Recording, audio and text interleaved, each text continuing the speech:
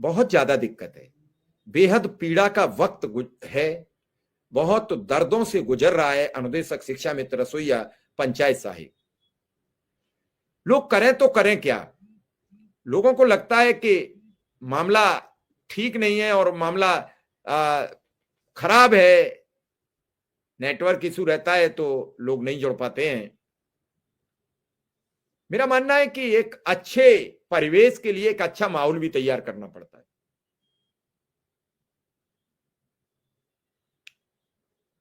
लगातार बातचीत होती है, लगातार बातें भी होती हैं, और उन बातों के मुताबिक अगर हम चर्चा करेंगे, जरा शिवका शुक्ला जी को एक बार देखिए। जितेंद्र जी, हमें लिंक भेजना, आपको हमें व्हाट्सएप पे लिखना पड़ेगा, तो हम लिंक हमारी टीम भेज देगी और आप जुड़ जाएंगे। जी संजीव जी, बात पूरी करिए जल्दी से। नेटवर्क का इशू चल रहा है सर। मैं ये कह रहा हूँ 2017 से लेकर और 2025 अब चालू हो गया है। इन 8-7 साल पूरी हो चुकी हैं, और प्रत्येक 6 मतलब टीचर का एक जो अध्यापक है हमारी स्कूल में, जो जहाँ हम रहते हैं वहीं वो भी है। एक वर्ष में आपको पता होगा 3 बार सैलरी बढ़ती है।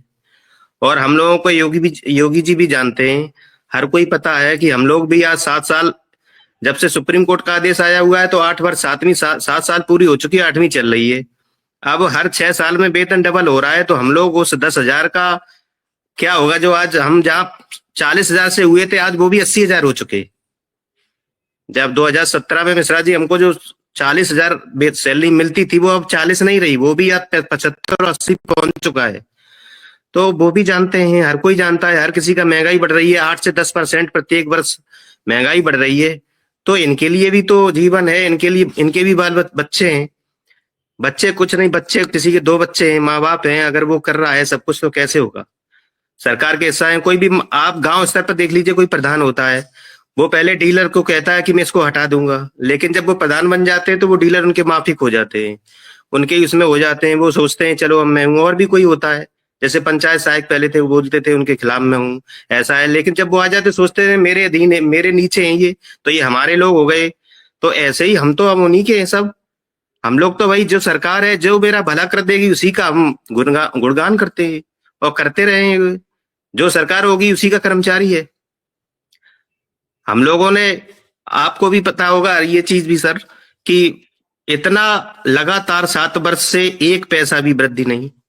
अब वो कह रहे हैं हम लोग क्या कर रहे हैं, 17-18 में जो भी धरना हुआ था, किसी को कोई कष्ट होगा तो हर कोई कर सकता है धरना सर। ये धरना इतना, मतलब धरना क्यों करेंगे? किसी आदमी के लिए कोई दिक्कत होगी, उसकी नौकरी चली गई।